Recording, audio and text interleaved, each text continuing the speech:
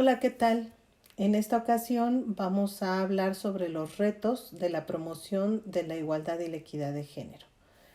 Pero antes me gustaría que hiciéramos así un brevísimo repaso de lo que hemos visto a lo largo de este curso y bueno, pues centrándonos obviamente en la perspectiva de género. ¿Qué busca la perspectiva de género? En primer lugar, en reconocer la inequidad en el ejercicio de los derechos y en la igualdad de trato y oportunidades entre hombres y mujeres. En segundo término, visibilizar los prejuicios vinculados con los estereotipos de género que provocan distintas expresiones de violencia, desde las verbales, las psicológicas, hasta pues las físicas, que son las más graves, ¿no? Desactivar la tendencia a la discriminación por motivos de género, de orientación sexual o expresiones de género. También busca construir relaciones equitativas e igualitarias centradas en el respeto a la dignidad y los derechos de todas las personas. Busca también informar, difundir y capacitar. ¿Para qué? Para saber, para entender y sobre todo para actuar. Y por último, pues la intención también es la transformación de ideas, relaciones y estructuras culturales a favor de la igualdad para todas las personas. Quiero centrarme concretamente en la noción de perspectiva. Por el momento, quitémosle la palabra género. ¿Qué es una perspectiva? Bueno, esta palabra proviene del latín y significa mirar a través de algo. Esto es observar atentamente para poder captar un objeto o un fenómeno en toda su magnitud. Pero implica además de esto una especie de desprendimiento de nuestras propias creencias, nuestras ideas, nuestros prejuicios y nuestras experiencias personales. ¿Para qué? Para colocarnos justamente en esta posición de observador u observadora que es capaz de analizar desde distintos enfoques y desde distintos ángulos un fenómeno, una situación o a una persona, algo que está enfrente. Esta imagen que estamos viendo a mí me parece muy interesante porque pues si una persona no utiliza esta idea de la perspectiva y solamente ve una de las paredes, por ejemplo el azul, pues va a decir esto que estoy viendo, este objeto es un cuadrado, ¿no? Si otra persona solamente ve la pared amarilla, va a decir, esto es un círculo, tú estás mal, no es un cuadrado, esto es un círculo. Y el otro va a decir, estás mal tú, no es un círculo, es un cuadrado.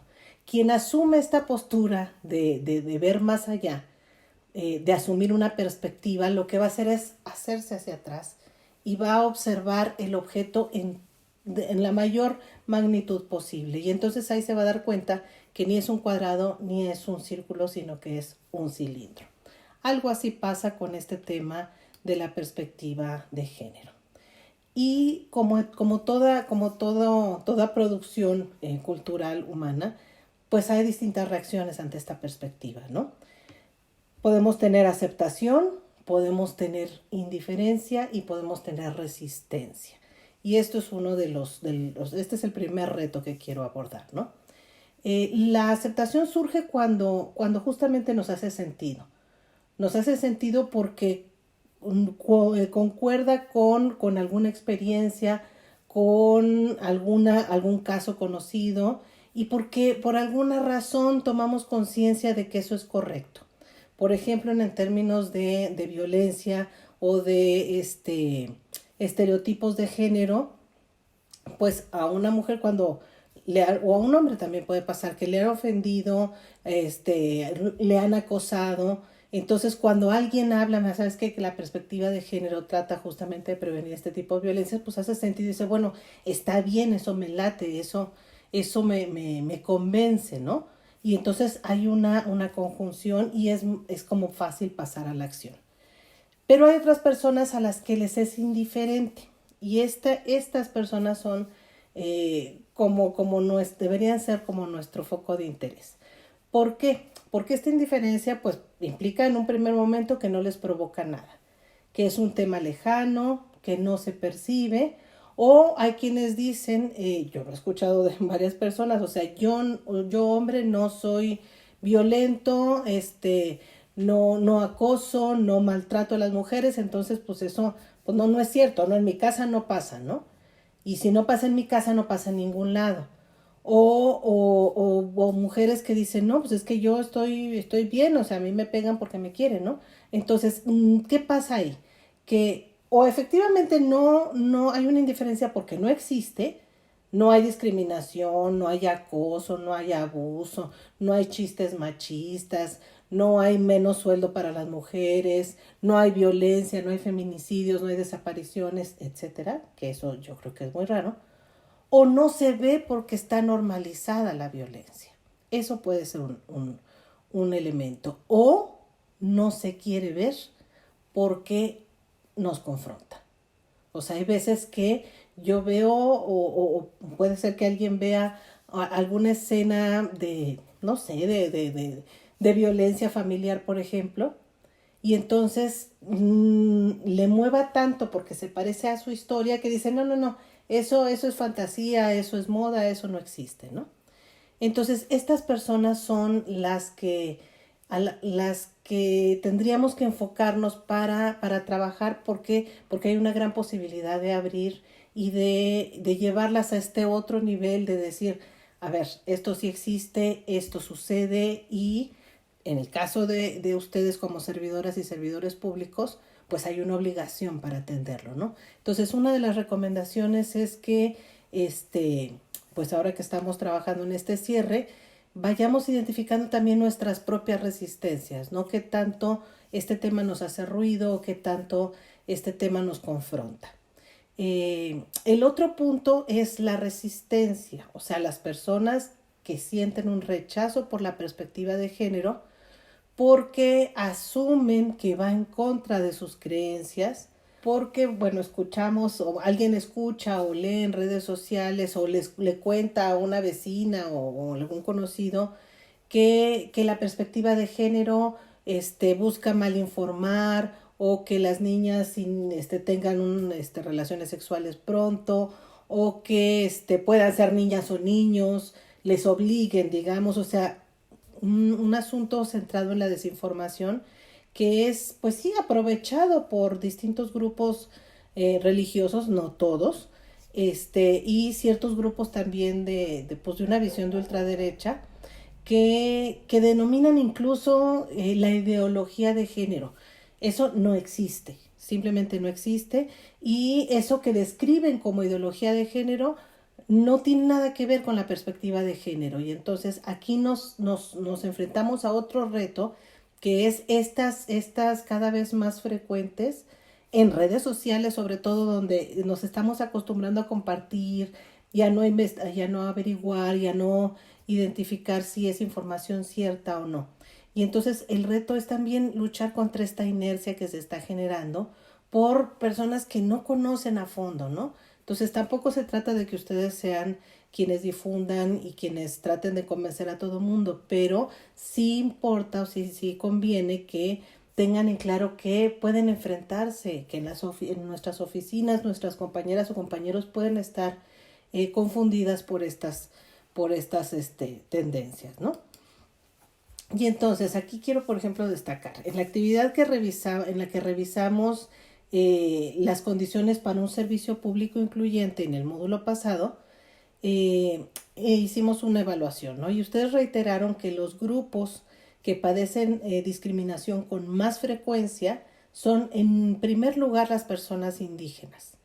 En segundo lugar, muy pegadito el porcentaje, las personas de la comunidad LGBTI más, las mujeres y las personas adultas mayores. Y fueron muy conscientes en describir algunos hechos y algunos rasgos de esa discriminación. Y entonces en esa misma actividad la mayoría de ustedes compartieron experiencias y casos conocidos, puede ser, de discriminación por causas diversas. Fíjense, las primeras que mencionaban era que les habían discriminado o habían discriminado a alguien más por su forma de vestir o por su apariencia física. El ser moreno o morena era como una condición común para la discriminación. Los rasgos personales, tener sobrepeso, usar lentes, tener alguna cicatriz o tener alguna condición de discapacidad, ser o aparentar ser pobre, y lo pongo entre comillas. También expresaron algunos casos de discriminación hacia las personas indígenas y casos o testimonios de quienes han recibido exclusión o malos tratos por su orientación sexual. Entonces, este ejercicio fue muy interesante porque pues ahí nos damos cuenta, muy pocas personas indicaron que no habían sido discriminadas nunca, y algunas de las que dijeron eso, nunca me han discriminado hasta ahorita, o nunca me han discriminado, pero puede ser que algún día me pase. O sea, reconocieron que no estaban exentas. Y eso es un asunto también muy interesante. ¿Y por qué es importante y por qué es interesante? Pues en primer lugar porque nos hace darnos cuenta de que nadie es inmune a la discriminación. De que todas las personas hemos padecido en algún momento de la vida algún rechazo, alguna exclusión, alguna mala cara, por ser distintos. Y fíjense bien, hay un elemento importante, la diferencia forma parte de la naturaleza humana y su rechazo, el rechazo a las diferencias, han sido consistentes a lo largo de toda la historia en prácticamente todas las sociedades. Y hay otro hecho importante, la discriminación lastima siempre, aunque sea poquito.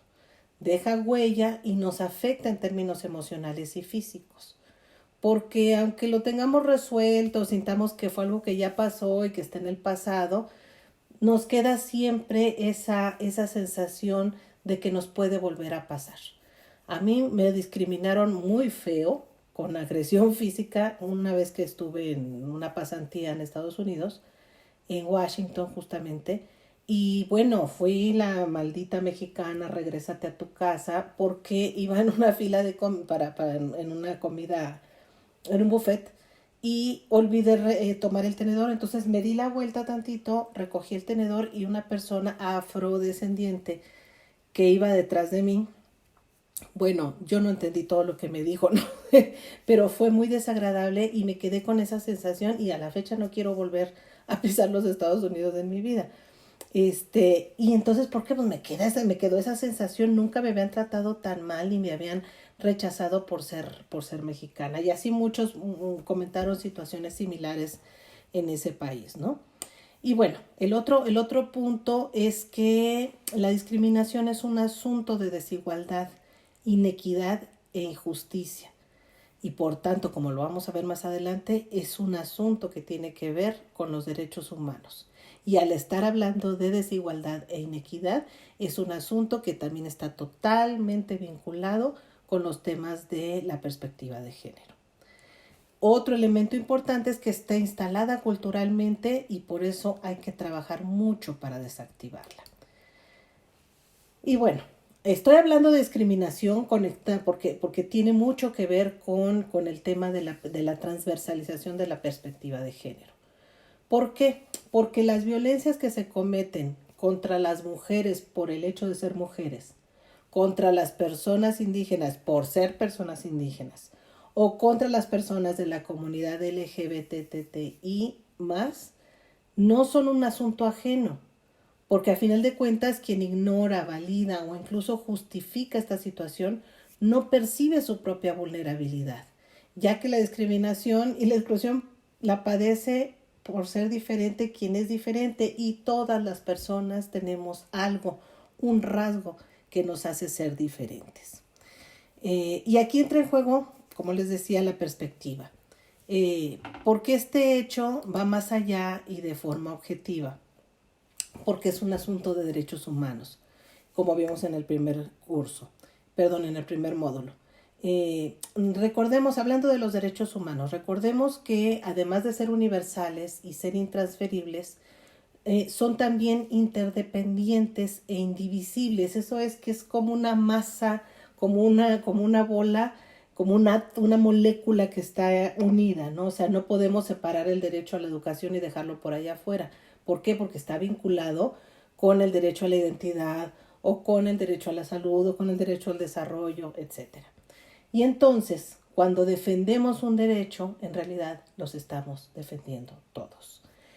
Por ejemplo, la lucha de los obreros y las obreras por los derechos laborales sucedida en los siglos pasados, el 18, 19, 20, el movimiento por los derechos de las personas afrodescendientes encabezado por Martin Luther King, los movimientos feministas también desde el siglo XVIII y XIX, por los derechos políticos, las sufragistas y las primeras feministas, etcétera, la lucha de la comunidad LGBTI más por reconocimiento y respeto, aunque parezcan aislados, están todos interconectados, porque son manifestaciones de la misma necesidad, el respeto a la dignidad y a los derechos fundamentales, el reconocimiento de ser personas valiosas por el hecho de ser personas.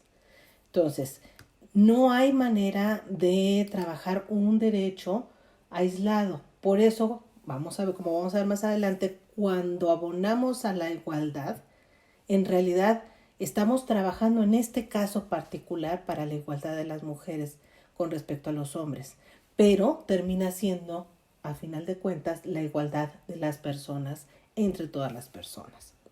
Y bueno, así como algo negativo como la discriminación puede expandirse, instalarse y incrementarse, tanto en el impacto como a corto plazo como a mediano plazo, abriéndole la puerta a otras manifestaciones de violencia. También cuando detonamos el respeto y el reconocimiento de la dignidad de las personas por el hecho de ser personas, esto permite que se generen condiciones de bienestar, seguridad y desarrollo personal y colectivo. O sea, es como el yin y el yang, ¿no? O sea, tenemos la parte oscura y tenemos la parte luminosa. Entonces, van a estar siempre juntas a final de cuentas, pero hay que tratar de equilibrarlas. También es así, hay que ponderar las cosas luminosas o entender que esta misma dinámica que se da en lo negativo se puede dar también en lo positivo. Y bueno, esto sucede porque los derechos humanos, entre ellos destacan algunos que se conocen como derechos llave, y son los que generan condiciones para que de forma inmediata o mediata se puedan ejercer otros derechos. Un ejemplo claro es el derecho a la educación. Cuando una niña o un niño desde pequeño o pequeña accede a servicios de salud, de educación de calidad, va a prepararse, va a saber leer, va a saber escribir, va a saber contar y va a generar habilidades sociales, cognitivas, para resolver problemas y para poder enfrentarse al mundo y también exigir sus derechos, ¿no? Va a tener acceso a la salud, va a tener acceso al trabajo, va a reconocer que es igual y que merece el mismo trato que las personas adultas o que otras personas, y entonces se va generando como una reacción en cadena. Entonces, estos derechos llave lo que hacen es que no son lineales, sino que generan interconexiones, como esta molécula que les comentaba hace rato, ¿no? Generan interconexiones y redes de impacto que hacen o que facilitan el ejercicio de otros derechos. Por ejemplo, cuando garantizamos el derecho a la igualdad entre hombres y mujeres, se abre la puerta para la justicia, se abre la puerta para la equidad, para que ambas personas tengan derecho a la salud en las mismas condiciones, a la educación, para que en el trabajo hagan lo mismo y reciban el mismo sueldo, para romper los techos de cristal, para generar condiciones de seguridad, etcétera, etcétera. Entonces, la igualdad es un derecho llave. Ahora bien, hay otro elemento importante que es el derecho a tener derechos. Esto implica, fíjense bien, ser alguien, o sea, el derecho a la identidad, tener derecho a un nombre, tener derecho a un acta de nacimiento, a un lugar en el mundo, un lugar en la familia. El ser visible, aquí nos vinculamos claramente con lo que habíamos hablado en otros recursos como el lenguaje y la comunicación, ¿no?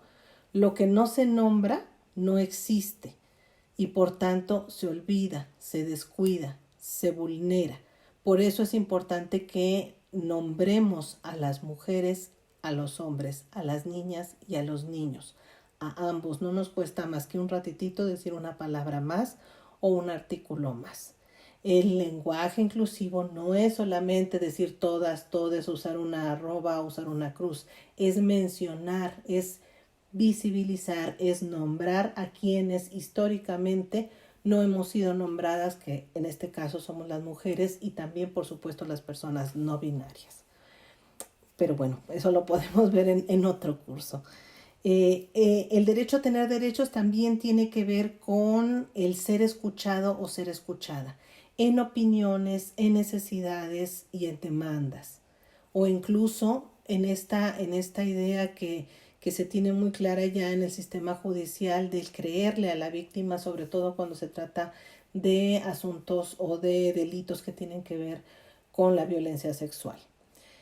La otra parte es ser reconocido o ser reconocida en la familia, en la escuela, en el trabajo. El hecho de que nos digan, oye, tu trabajo muy bien, no nada más nos regañen, no nos digan muy bien, lo hiciste bien, hay que esforzarse en esto, pero lograste tal cosa. Ese reconocimiento nos es tan importante, que nos den un diploma, que nos den un certificado. Eso realmente nos genera una satisfacción que tiene que ser también equitativa, ¿no? No nada más reconocer a los hombres y dejar de lado a las mujeres, o al revés también, ¿no? Y el ser respetado o ser respetada en tanto persona, o sea, en tu integridad, en tu dignidad, en tu cuerpo, en tus derechos, en tus posesiones, en todo, ¿no? Pero fíjense bien, la creadora de esta noción del derecho a tener derechos es la filósofa Hannah Arendt, que hay quienes dicen que es escritora, para mí es filósofa. Porque dice, bueno, el problema que tenemos es que pues todas las declaraciones, todos los instrumentos, todos los programas, todas las estrategias oficiales o institucionales gubernamentales que se han diseñado y implementado para garantizar los derechos humanos parten de la idea de una niña, de una mujer, de un hombre, de un niño, de un anciano, ideales abstractos, no concretos. Y no se toma en cuenta que cada una de esas personas, o que las personas reales más bien, viven en distintos contextos, que tienen realidades concretas, diversas, y están inmersas en comunidades con dinámicas y estructuras sociales, económicas y culturales distintas.